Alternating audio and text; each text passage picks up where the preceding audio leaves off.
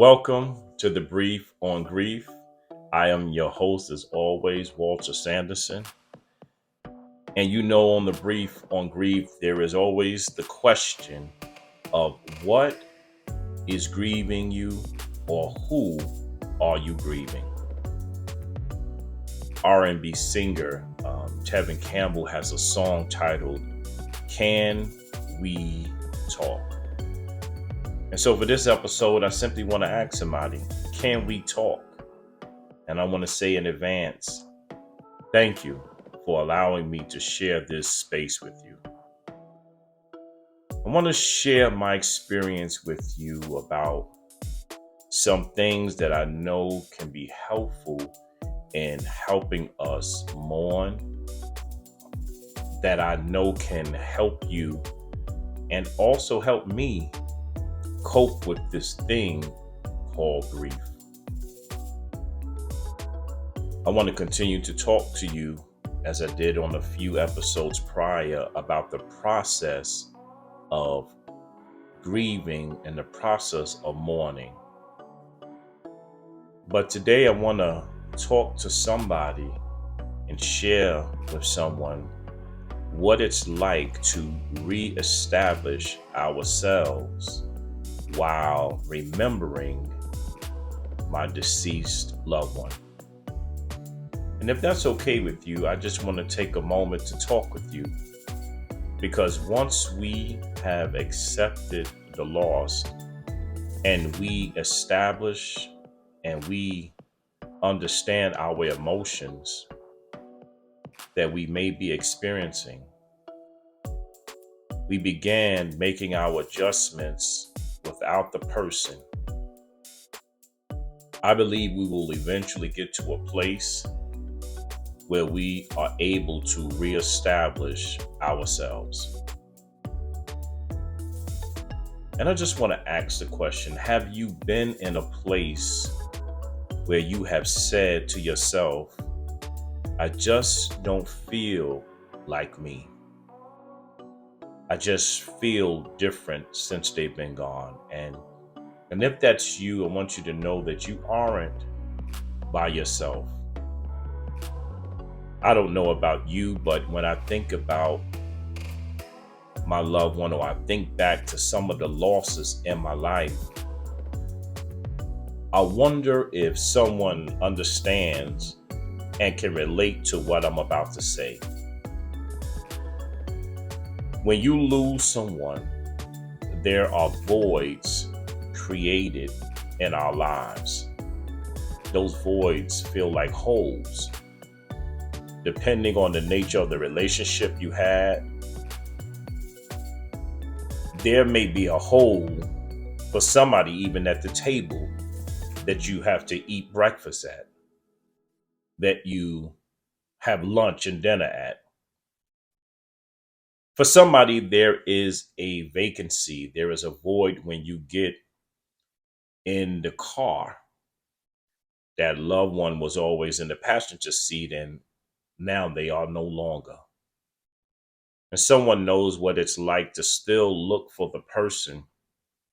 I mean, let's be honest. I mean, how many of us have lost somebody and you go into the house, or especially if you live with them, you walk past the room and you constantly look in the room, just possibly hoping that they might be there.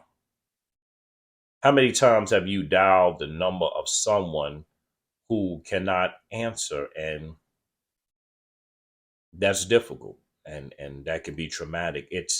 And so I guess what I'm saying is as we are talking, that it's not just the loss of that loved one that is painful, that hurts. It's when and as I began to try to reestablish myself without them.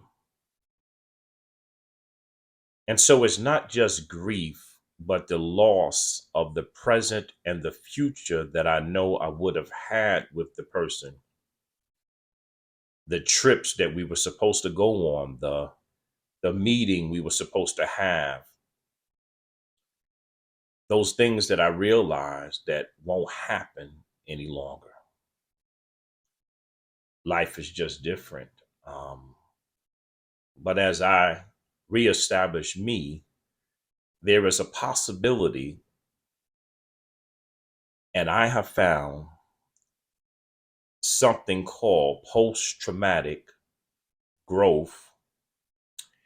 And post traumatic growth is when some people or someone has endured adversity in their life, and now they can see and find some positive growth after the traumatic event.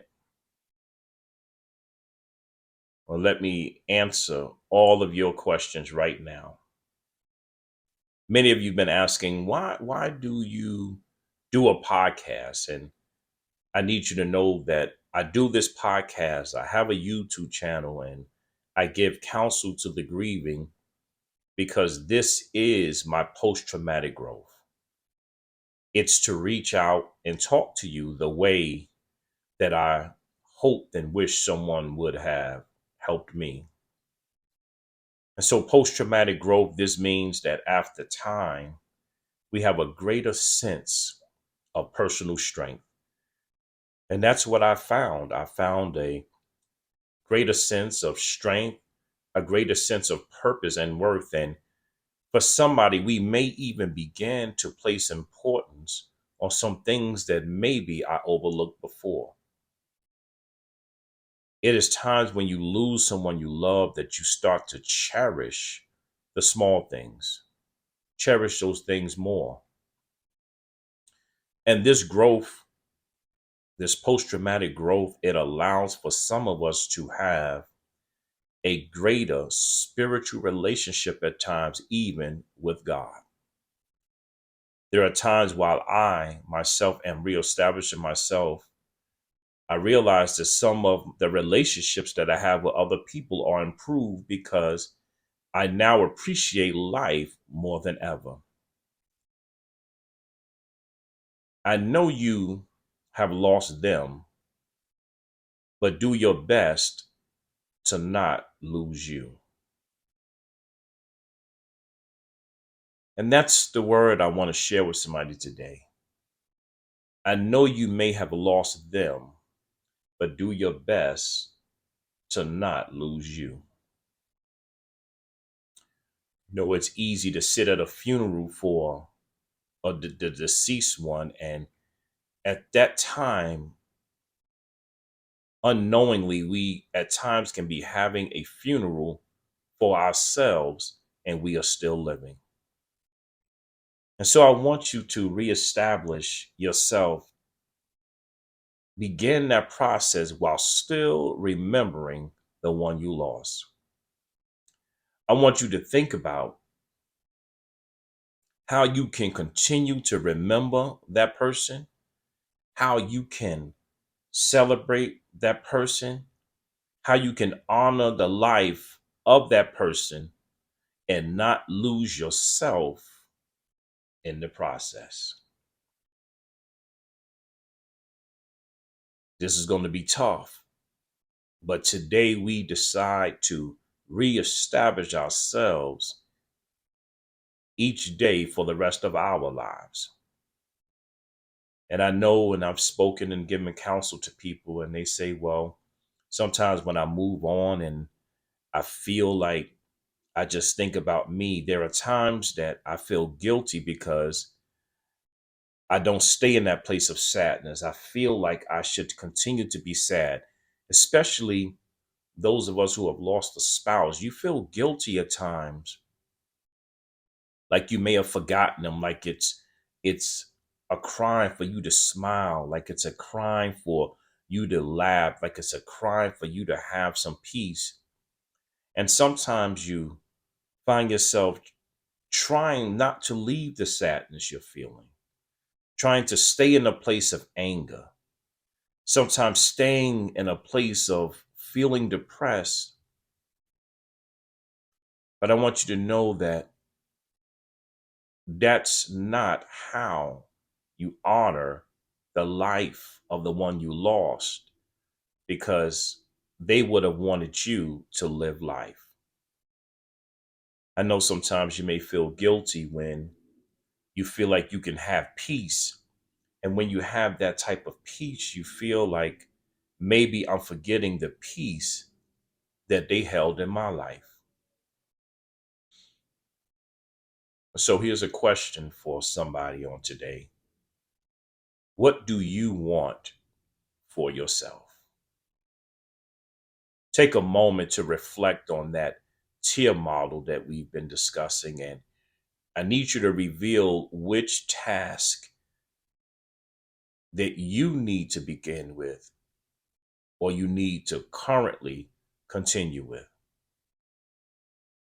And so today, if you are able and you are up to it, I want you to join with me to begin the journey of reestablishing yourself and remembering the one you lost. Take some time and think of the ways that you can hold on to them while not letting go of you. I want you to think about how you can honor them while still maintaining your own peace, maintaining your own health, maintaining your own mental capacity. And so today I just wanted to let you know that part of the mourning process is reestablishing yourself and still remembering them. And so I want you to really take time to try to do that. Try to live. Try to redefine what your life will look like. And so I hope for somebody that you began this journey of trying to reestablish yourself. And I hope this episode was helpful for you. And as always, I want you to remember that we all know someone that is grieving, and that person might be you. I want to say to you, thank you for joining. Thank you for listening. And see you next time on The Brief on